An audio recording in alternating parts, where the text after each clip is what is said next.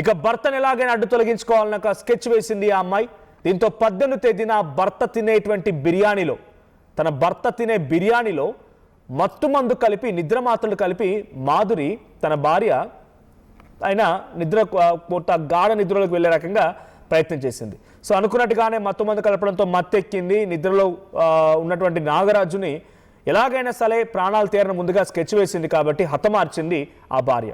ఆ తర్వాత తన ప్రియుడు కూడా అక్కడే ఉన్నాడంట. ప్రియుడు కూడా వచ్చాడు ఈ యొక్క స్కెచ్కి, ఈ రకంగా హతమార్చే క్రమంలో. తర్వాత వెంటనే గోపి వెళ్ళిపోయాడంట అక్కడి నుంచి. ఆ ఇన్సిడెంట్ ఏదైతే ప్లాన్ వేసుకున్నారో ప్లాన్ ప్రకారంగా నాగరాజుని హతమార్చింది ఈ మాధురి. తర్వాత నాగరాజుని హతమార్చిన తర్వాత గోపి వెళ్ళిపోయాడు ప్రియుడు. ఇక ఈ అమ్మాయికి, ఈ మహిళకి కొంత వెళ్ళిపోయిన తర్వాత ఏమనిపించిందేమో కానీ చూస్తూ రాత్రంతా భర్త శవాన్ని ముందు పెట్టుకొని పాన్ వీడియోలు చూస్తూ కూర్చుందంట. తెల్లారి ఆ భర్త ఎలా చనిపోయాడు అడిగినప్పుడు గుండె నొప్పి అని చెప్పేటువంటి మాటని సేమ్ డ్రామా, కూకట్పల్లి మాదిరిగానే సేమ్ డ్రామా ఆడే ప్రయత్నం చేసింది.